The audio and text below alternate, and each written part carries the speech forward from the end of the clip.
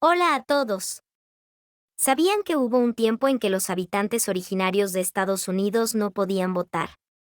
Imaginemos eso, vivir en tu propio hogar ancestral, pero sin poder elegir a tus gobernantes.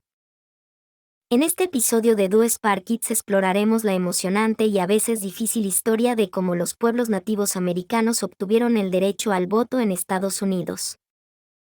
Hablaremos de las leyes, las personas que apoyaron y las que se opusieron, y por qué pasó tanto tiempo antes de que los primeros habitantes de estas tierras pudieran votar.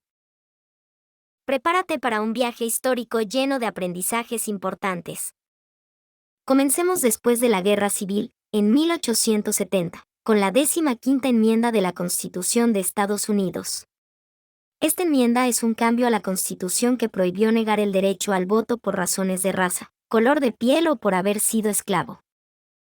En otras palabras, la 15ª enmienda declaró que ni el gobierno federal ni los estados podían impedir que alguien votara por su raza o porque antes fue esclavizado. Esta fue una gran victoria en papel para los afroamericanos liberados de la esclavitud, especialmente para los hombres afroamericanos, a quienes técnicamente se les otorgó el derecho a votar en 1870. Sin embargo, esta enmienda no benefició a todos por igual. Aquí está el detalle. La 15ª enmienda protegía el derecho al voto de los ciudadanos de Estados Unidos, pero en aquel entonces la mayoría de los nativos americanos no eran considerados ciudadanos estadounidenses. Así es, irónicamente la ley decía que no podías negar el voto por raza, pero como los pueblos indígenas no eran reconocidos como ciudadanos, de todas formas no podían votar. En ese tiempo el gobierno de Estados Unidos trataba a los pueblos indígenas como si fueran miembros de naciones aparte, no parte del pueblo estadounidense. De hecho, la 14ª enmienda, aprobada en 1868, había otorgado la ciudadanía a todas las personas nacidas en Estados Unidos excepto a los indios no tributados.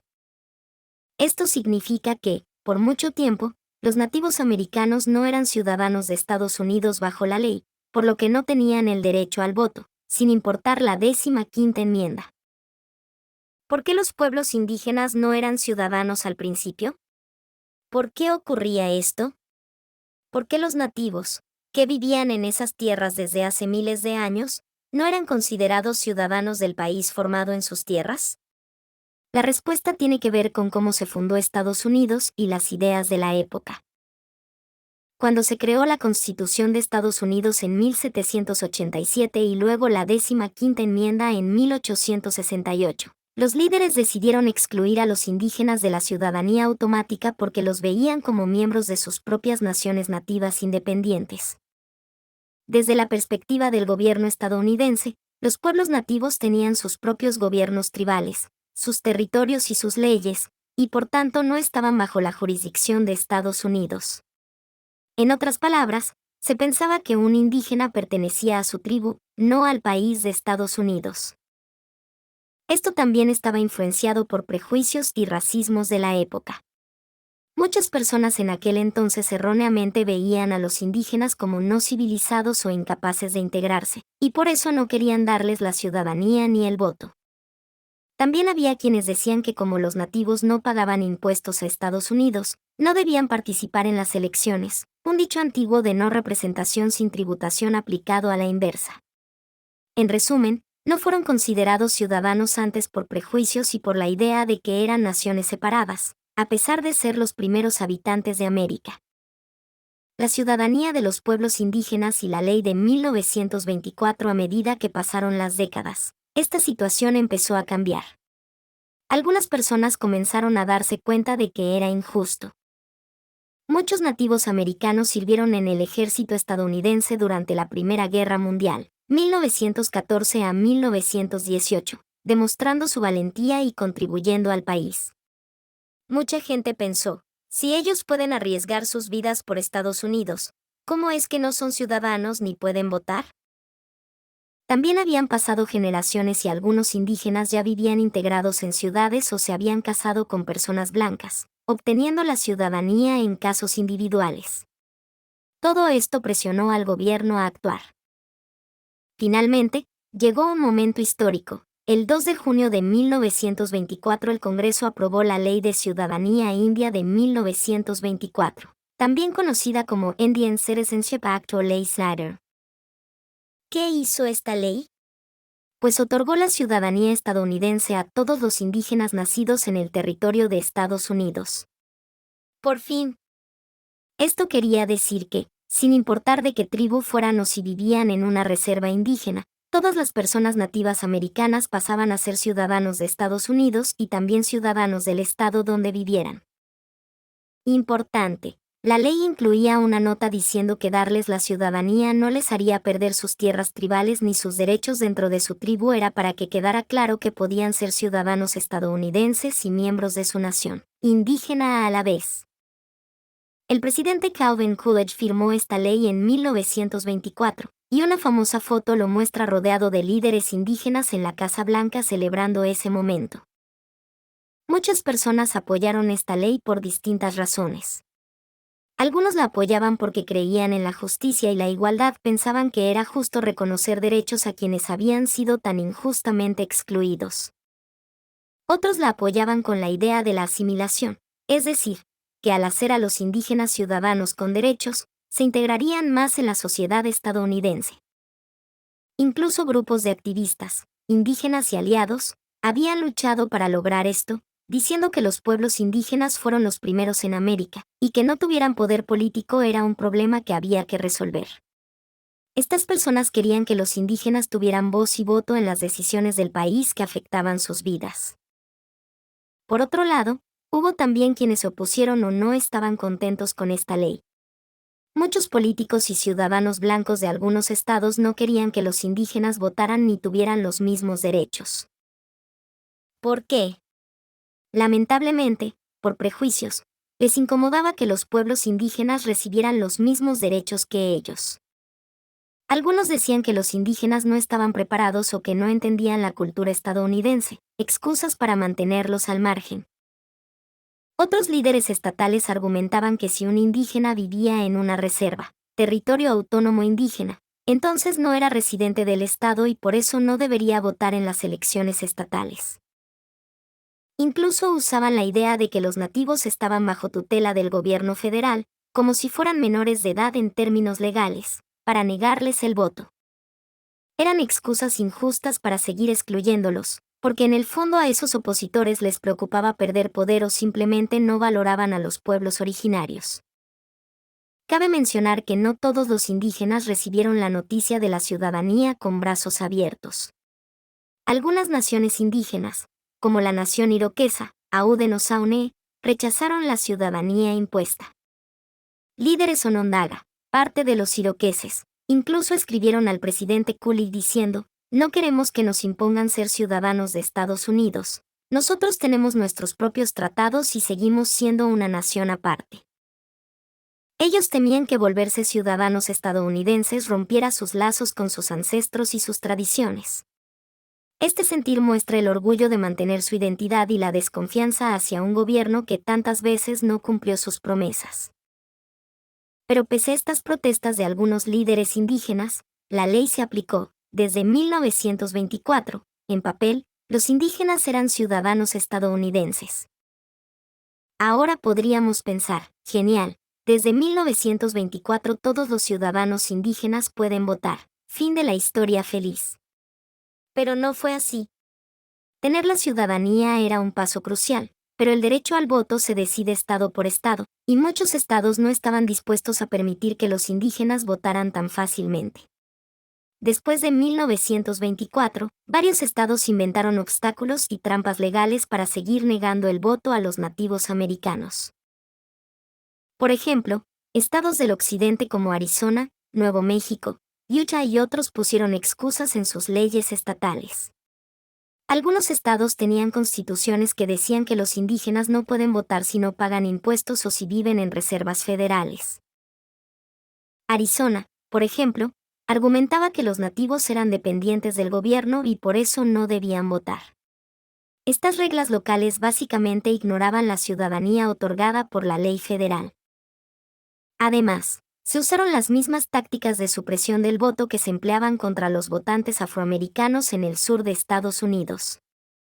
Las legislaturas estatales establecieron cosas como pruebas de alfabetización diseñados para que incluso personas educadas reprobaran, impuestos de votación que cobraban dinero a la gente para poder votar, una carga que muchas personas pobres no podían pagar.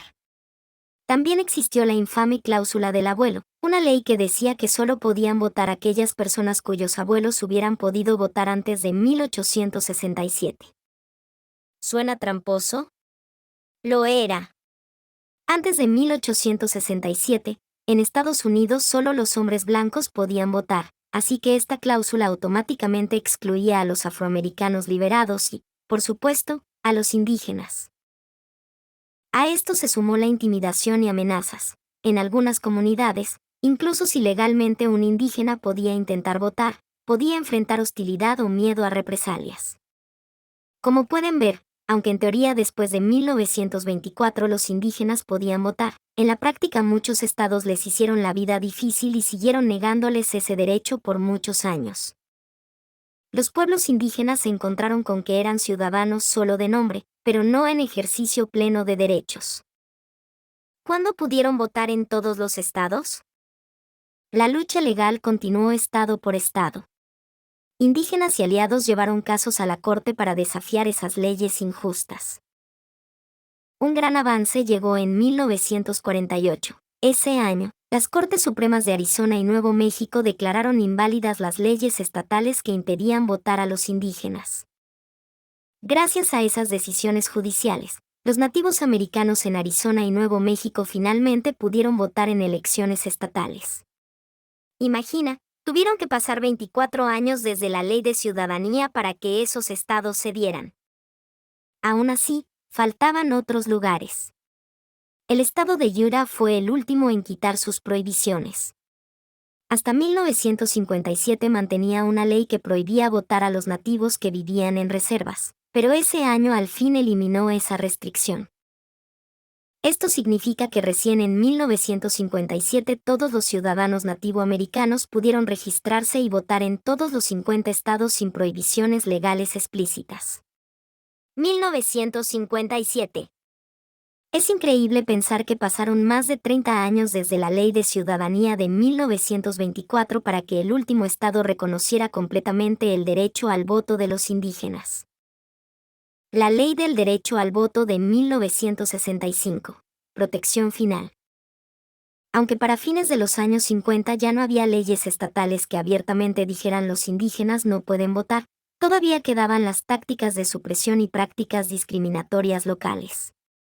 Fue entonces cuando el gobierno federal intervino de nuevo con una ley histórica para proteger a todos los votantes de minorías, la Ley del Derecho al Voto de 1965.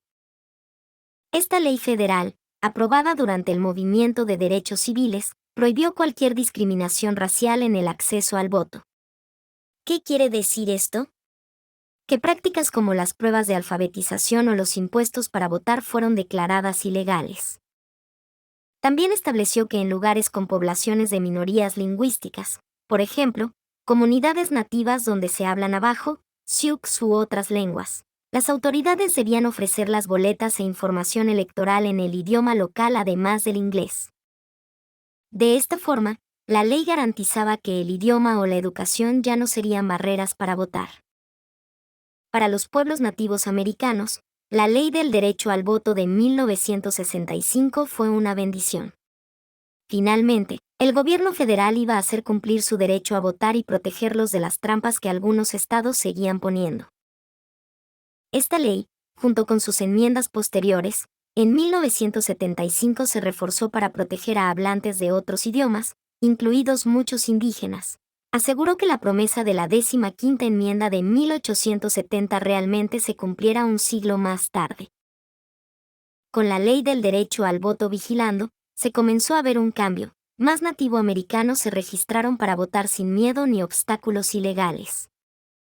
Hablemos un momento de cómo era la vida de los pueblos indígenas antes y después de tener el voto.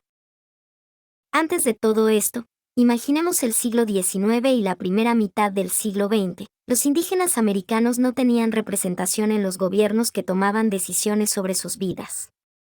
Las leyes sobre sus tierras, su educación, su cultura, se decidían en el Congreso o en las legislaturas estatales sin que ellos pudieran opinar con un voto. Muchas veces eran tratados como ciudadanos de segunda clase o como problemas a ser manejados, en lugar de comunidades con voz. Esto afectaba su día a día. Por ejemplo, podían aprobarse leyes para quitarles territorio, para enviarlos a escuelas especiales, para prohibirles practicar su idioma o sus rituales. Y los indígenas no tenían forma de votar para elegir líderes que estuvieran de su lado. Debió ser muy frustrante y doloroso ver que otros decidían todo por ti en tu propia tierra. Esa falta de poder político llevó a que líderes indígenas y aliados activistas lucharan por el derecho al voto como un paso crucial. Un activista mencionado en la historia dijo, era un gran problema que el primer pueblo de América no tuviera poder político. Y tenía razón, sin votos, no había manera de influir en las leyes injustas. Obtener el derecho al voto lo cambió todo. Cuando finalmente los pueblos nativos americanos pudieron votar libremente, su voz empezó a contar. ¿Qué significó esto? En primer lugar, significó reconocimiento y respeto. Fue como decir ustedes también son estadounidenses de pleno derecho. También significó que podían elegir a representantes que entendieran sus preocupaciones. Con el tiempo, más personas nativas comenzaron a postularse a cargos públicos ellos mismos, convirtiéndose en concejales, alcaldes, legisladores estatales e incluso miembros del Congreso. Ahora las comunidades indígenas podían, por ejemplo, votar para defender sus derechos sobre la tierra, para mejorar la educación en las reservas, o para obtener fondos para servicios de salud. Su voto era su voz, y finalmente estaba siendo escuchada. Muchos ancianos nativos que vivieron la época en que no podían votar cuentan la enorme emoción que sintieron al votar por primera vez. Piensen en ello, vivir décadas sin poder hacerlo, y de pronto entrar a una casilla electoral sabiendo que tu opinión cuenta igual que la de cualquier otro ciudadano. Algunos lo describen como pasar de ser invisible a ser visto por el país. Obtener el voto significó dignidad e igualdad para los pueblos indígenas. Aunque la discriminación no desapareció de la noche a la mañana, y aún hoy las comunidades nativas enfrentan desafíos en las elecciones, el hecho de tener garantizado el derecho al sufragio les dio una poderosa herramienta para luchar por sus derechos. La historia del derecho al voto de los pueblos nativos americanos en Estados Unidos nos enseña varias cosas valiosas. Nos muestra la perseverancia de quienes lucharon por la igualdad, la importancia de la empatía y la justicia, y nos recuerda que la democracia debe incluir a todos los miembros de la sociedad. Es increíble pensar que los primeros habitantes de América tuvieron que esperar tanto tiempo para algo tan básico como votar. Pero gracias a líderes valientes, activistas y cambios en la ley, hoy los niños y jóvenes indígenas pueden crecer sabiendo que cuando sean mayores de 18, podrán votar y hacer oír su voz como cualquier otro ciudadano. Ahora que conocemos esta historia, valoremos nuestro derecho al voto y respetemos la diversidad de voces en nuestra sociedad. Cada voto cuenta y cada cultura importa. Y antes de terminar, vamos a la sección favorita de muchos, la trivia. Ponte a prueba con estas preguntas sobre lo que aprendimos hoy. Pregunta 1. ¿Qué establece la 15ª enmienda de la Constitución de Estados Unidos? Respuesta. La 15ª enmienda, ratificada en 1870 tras la Guerra Civil, establece que ni Estados Unidos ni ningún estado pueden negarle a un ciudadano el derecho al voto por motivos de raza, color de piel o por haber sido esclavo en el pasado. En otras palabras, prohíbe la discriminación racial en el voto. Fue creada principalmente para asegurar que los hombres afroamericanos liberados de la esclavitud pudieran votar. Pregunta 2. Antes de 1924, ¿eran ciudadanos estadounidenses los pueblos nativos americanos? ¿Eran ciudadanos de Estados Unidos los indígenas antes de 1924? No. Originalmente los pueblos nativos no eran considerados ciudadanos de Estados Unidos. La Constitución y la 14ª enmienda de 1868 los excluían, tratándolos como miembros de sus propias naciones indígenas y no del país. Por eso, aunque nacieran en territorio estadounidense, no recibían automáticamente la ciudadanía ni tenían derecho a votar antes de 1924. En 1924, gracias a la Ley de Ciudadanía Indígena, Indian Citizenship Act, el 2 de junio de 1924, el Congreso aprobó esta ley que declaró ciudadanos de Estados Unidos a todos los indígenas nacidos en territorio estadounidense. Antes de eso, solo algunos indígenas tenían ciudadanía por casos especiales, pero desde 1924 todos quedaron incluidos. ¿Qué derechos otorgó la Ley de Ciudadanía Indígena de 1924 a los pueblos nativos americanos? ¿Qué les dio la Ley de 1924 a los indígenas? Les dio la ciudadanía completa. La Ley de 1924 garantizó que todos los pueblos indígenas fueran ciudadanos de Estados Unidos y también del estado donde vivían, con los mismos derechos que cualquier ciudadano. En teoría, esto incluía el derecho al voto. Además, aclaró que ser ciudadanos no les quitaría sus tierras tribales ni su pertenencia a sus naciones indígenas. Pudieron votar libremente los nativos americanos en todos los estados justo después de 1924. Después de 1924, ¿ya podían votar en todos lados los indígenas? No inmediatamente. Aunque en 1924 se volvieron ciudadanos, muchos estados pusieron obstáculos para que no votaran. Algunos estados decían que los indígenas de las reservas no eran residentes estatales, u obligaban requisitos especiales. En resumen, después de 1924 legalmente podían votar, pero en la práctica varios estados les negaron el voto por años mediante leyes y trampas. Entre los obstáculos estaban las pruebas de alfabetización, donde les hacían exámenes de lectura muy difíciles para dejarlos fuera, los impuestos para votar, que cobraban dinero que muchos no podían pagar, y las cláusulas del abuelo, leyes que decían que solo podía votar quien tuviera un abuelo que votara antes de 1867. Además, hubo intimidación y excusas legales para evitar que votaran.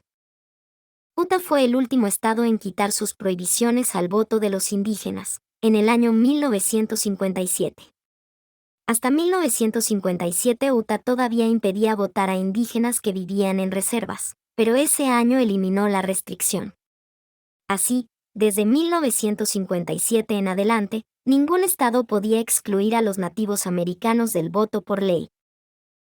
Esta importante ley federal prohibió la discriminación racial en las votaciones. Para los nativos americanos, eso significó que se acabaron las pruebas de alfabetización, los impuestos de voto y otras tácticas usadas para negarles el voto. La ley obligó a los estados a respetar el derecho al voto de todos los ciudadanos sin importar su raza. Incluso requirió que en zonas con muchos indígenas se ofrecieran boletas en sus idiomas, facilitando que pudieran votar. En resumen, la ley de 1965 garantizó y protegió el derecho al voto de los pueblos indígenas como nunca antes. Principalmente por prejuicio y racismo. Muchas personas, especialmente políticos blancos de la época, tenían ideas negativas sobre los indígenas y no querían que tuvieran el mismo poder político. Algunos decían que los nativos no entendían la cultura o no estaban capacitados, excusas sin fundamento. Otros querían mantener el poder en sus propias manos y temían que el voto indígena cambiara resultados. También veían a los indígenas como ajenos al país por sus propias culturas.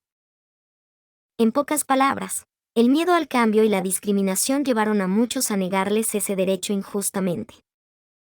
Significó ser reconocidos como ciudadanos plenos y tener voz en la democracia.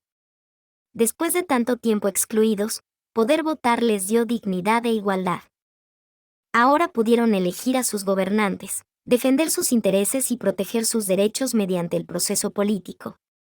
Ya no serían invisibles en las decisiones del gobierno. En la práctica, el voto les permitió luchar contra leyes injustas, conseguir representación, incluso electos indígenas en cargos públicos, y asegurarse de que sus comunidades fueran escuchadas. Para muchos fue como pasar de la oscuridad a la luz, de no tener voto ni voz, a ser parte activa del país. Muy bien. Eso es todo por hoy. Esperamos que esta historia te haya inspirado a valorar el derecho al voto y a aprender del pasado para construir un futuro más justo. Si te gustó el video, no olvides suscribirte al canal EduSpark Kids para más contenidos educativos emocionantes. Dale like y comparte este conocimiento con tu familia y amigos. Y mantente atento, porque en el próximo episodio hablaremos de otro tema súper importante, los derechos de las personas con discapacidad y cómo se conquistaron. Te esperamos la próxima con más historias que importan.